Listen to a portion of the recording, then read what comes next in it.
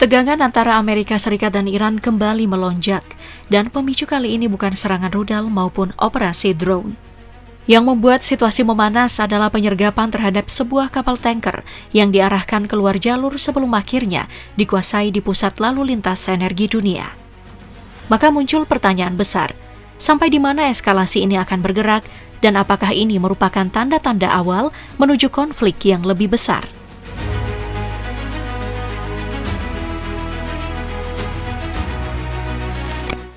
Untuk memahami bobot peristiwa ini, kita harus menelusuri apa yang terjadi di laut pada saat insiden berlangsung. Penyitaan tersebut sama sekali bukan kejadian kebetulan. Talara, sebuah kapal tanker berbendera Kepulauan Marshall, dicegat oleh Angkatan Laut Iran ketika melintas di Selat Hormuz. Kapal itu membawa kurang lebih 30.000 ton produk petrokimia dan sedang berlayar menuju Singapura. Kejadiannya berlangsung sangat cepat. 3 kapal kecil Iran memblokir jalurnya, memaksa Talara bergeser dan masuk ke wilayah perairan Iran. Pusat Operasi Perdagangan Maritim Inggris kemudian menyatakan bahwa tindakan itu jelas merupakan operasi yang melibatkan aparat negara, bukan aksi kriminal di laut. Dari pencegatan hingga pengambil alihan kendali, semuanya terjadi dalam hitungan menit dan seketika menarik perhatian dunia ke Selat Hormuz. Mengapa Iran menyita kapal tanker itu? Secara resmi, Teheran menegaskan bahwa tindakan tersebut dilakukan untuk melindungi kepentingan nasional dan menghentikan dugaan penyelundupan energi mereka. Iran ingin menunjukkan bahwa setiap kapal yang dianggap mencurigakan akan dicegat tanpa ragu. Namun disinilah kejanggalannya, sulit menyebut Talara sebagai kapal yang memiliki keterlibatan dalam penyelundupan. Rute pelayarannya selama berbulan-bulan tercatat legal, terpantau penuh, dan tidak pernah menyentuh jaringan perdagangan gelap minyak di kawasan. Semua dokumennya pun setidaknya secara administratif berada pada jalur yang resmi. Jadi mengapa Talara yang dipilih? Dari sinilah skenario kedua muncul, pembalasan strategis. Untuk memahaminya, perlu melihat kembali peristiwa yang melibatkan kapal Falcon. Pada 18 Oktober, Falcon meledak ketika mengangkut muatan LPG bernilai tinggi. Hingga kini penyebabnya tidak pernah benar-benar jelas. Tetapi rumor di Iran menyeratkan bahwa Falcon menjadi sasaran rudal dalam operasi yang diduga terkait Amerika Serikat. Benar tidaknya rumor itu bisa diperdebatkan. Yang lebih penting adalah fakta bahwa Falcon memuat LPG di terminal Asaluyeh Iran sebelum berlayar menuju Ras Isa yang dikuasai Houthi, jalur yang digolongkan sebagai operasi ilegal. Iran pun segera membantah keterkaitannya, menyatakan Falcon bukan kapal milik Kementerian Perminyakan. Namun investigasi tankertrackers.com menunjukkan sesuatu yang lain. Falcon adalah bagian dari armada bayangan Iran, jaringan kapal yang dipakai untuk mengekspor minyak secara diam-diam demi menghindari sanksi internasional. Lebih parah lagi, Falcon bahkan tidak memiliki perusahaan asuransi resmi. Artinya, kapal tersebut merupakan aset penting dan kehilangannya memicu kecurigaan, kemarahan, serta tuntutan untuk memberikan balasan yang setara. Hampir bersamaan dengan itu, media yang berafiliasi dengan Korps Garda Revolusi Iran merilis pesan yang sangat gamblang. Siapapun yang menyerangmu, balaslah dengan setimpal. Ungkapan ini bukan sekadar pernyataan kosong. Ketika Iran kemudian menguasai Talara dan mengumumkan pemeriksaan dokumen, muatan, dan izin pelayaran, tindakannya tampak seperti cara untuk menyeimbangkan nilai atas hilangnya Falcon. Seakan Iran berkata, kapal kami hilang, maka kami mengambil kapal yang senilai. Namun alasan Iran tidak berhenti di situ. Pertanyaan berikutnya pun muncul, mengapa Talara yang dipilih? Setelah ditelusuri, Talara ternyata dimiliki oleh Pasha Finance, perusahaan milik keluarga Presiden Azerbaijan Ilham Aliyev. Temuan ini langsung menggeser seluruh konteks insiden. Azerbaijan merupakan sekutu dekat Israel sekaligus pemasok minyaknya, sementara Israel menyediakan persenjataan canggih untuk Baku. Ditambah pertemuan strategis antara Azerbaijan dan Amerika Serikat yang berlangsung belum lama ini, kombinasi yang jelas membuat Iran gelisah. Dengan demikian, penyitaan Talara tidak hanya bisa dibaca sebagai tindakan keamanan atau aksi balas dendam biasa.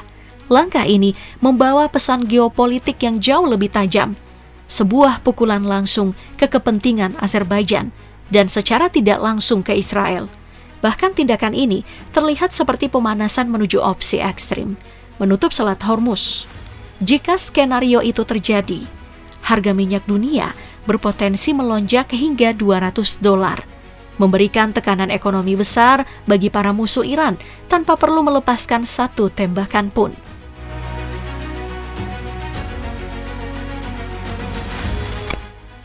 Respon Amerika Serikat datang hampir seketika. Tidak lama setelah Talara dikuasai Iran, MQ-4C Triton, drone pengintai maritim paling canggih milik Angkatan Laut Amerika Serikat, mulai bermanuver di sekitar lokasi kejadian. Triton sanggup berada di udara lebih dari 24 jam tanpa henti, memantau area laut yang sangat luas dan memberi gambaran situasi secara langsung. Yang membuat kehadirannya semakin mengancam bagi Iran adalah kemampuannya menyadap komunikasi serta membaca sinyal elektronik. Dengan kata lain, Amerika tidak sekadar mengawasi dari jauh, mereka sedang mengumpulkan data dan bukti. Jika Washington menilai ada tindakan agresif yang dapat dipertanggungjawabkan, mereka memiliki landasan kuat untuk menekan Teheran secara diplomatik, bahkan membuka opsi tindakan terbatas. Komando Pusat Amerika Serikat juga merilis pernyataan resmi bahwa Iran menaiki serta menyita Talara secara ilegal. Setelah pernyataan itu muncul, insiden tersebut tidak lagi dianggap persoalan antara Iran dan kapal asing semata, melainkan isu internasional yang baru berpotensi membuka gelombang tekanan baru terhadap Teheran.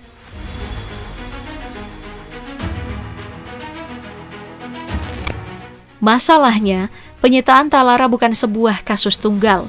Iran berulang kali melakukan penahanan terhadap kapal tanker asing di kawasan Teluk. Pada 2021, Hankook Chemi milik Korea Selatan ditangkap dengan dalih pencemaran kimia. Lalu Mei 2022, dua kapal tanker Yunani disita dengan aksi balasan setelah minyak Iran disita oleh Yunani. Tahun 2023, giliran Novi berbendera Panama, dan pada April 2024, Advantage Suite berbendera Kepulauan Marshall juga menjadi sasaran. Belum termasuk gangguan di Selat Hormuz. Belum 2 tahun terakhir saja, sedikitnya 15 kapal tanker internasional diganggu atau didekati secara agresif oleh Iran. Polanya hampir selalu sama, aksi balasan atau tekanan diplomatik. Kapal-kapal ini dijadikan alat tawar, seringkali ditahan sambil Iran mengajukan tuntutan tertentu kepada negara pemiliknya sebelum akhirnya dilepaskan. Semua ini berlangsung di tengah hubungan Iran dan Amerika Serikat yang semakin renggang. Ketegangan pun kian meningkat sejak Donald Trump yang pada awal November mengklaim bahwa dirinya bertanggung jawab atas serangan Israel terhadap Iran selama perang 12 hari.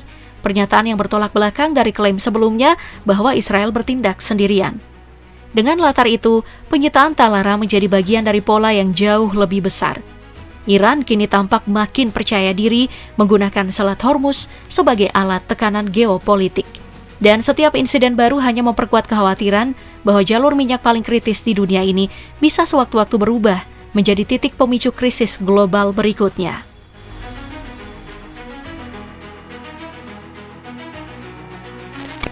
Di tengah memuncaknya ketegangan, satu lokasi yang kini benar-benar menjadi pusat perhatian dunia adalah Selat Hormuz. Alasannya jelas, jalur sempit ini merupakan nadi utama pasokan energi global. Selat inilah satu-satunya akses keluar dari Teluk Persia menuju Samudra Hindia. Dan setiap harinya, sekitar 20% konsumsi minyak dunia, serta bagian besar pasokan LNG melewati pintu sempit ini. Yang lebih penting lagi, sekitar 83% minyak yang melintas di Selat Hormuz dikirim ke pasar Asia. Para pembelinya adalah Tiongkok, India, Jepang, Korea Selatan, dan negara-negara Asia Tenggara. Dengan kata lain, perekonomian sebagian besar Asia sangat bergantung pada rute yang sewaktu-waktu dapat terganggu. Resiko itu pun bukan sekadar ancaman teoritis. Setiap terjadi insiden penyitaan kapal atau kontak senjata di sekitar Teluk, pasar energi langsung terombang-ambing. Andaikan jalur ini mengalami gangguan besar, apalagi sampai ditutup meski hanya sementara, harga minyak bisa melonjak tajam.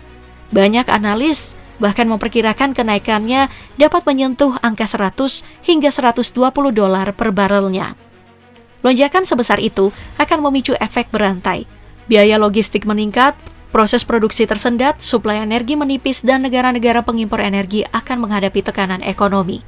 Industri transportasi, manufaktur, hingga sektor listrik akan merasakan dampaknya secara langsung.